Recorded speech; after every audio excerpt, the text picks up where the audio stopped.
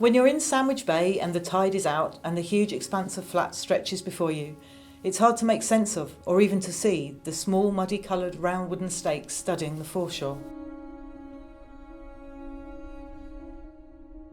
But since 2019, CITiZAN's East Kent Coast Discovery Programme and volunteers have mapped over 1,100 of these timber stakes. The V and bow-shaped lines they form are all that's left of a once extensive network of coastal fish traps. While fish traps in estuaries and in enclosed bays are not uncommon, those constructed and surviving on the open coast are rare. These fish traps were built for kettle or stake net fishing, with suspended nets catching fish on the outgoing tide. They needed to be far enough out on the foreshore to catch the fish, but accessible enough on low tides for collecting the catch. Those that remain underwater at normal low tide are most likely to be the oldest, as they would no longer work as fish traps today.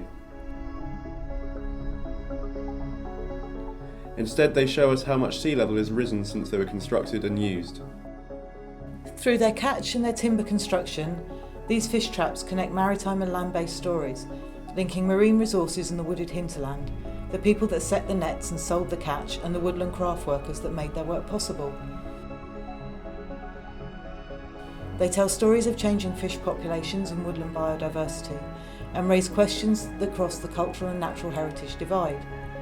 Perfectly situated in the intertidal zone, Sandwich Bay's stake nets are a bridge between land and sea.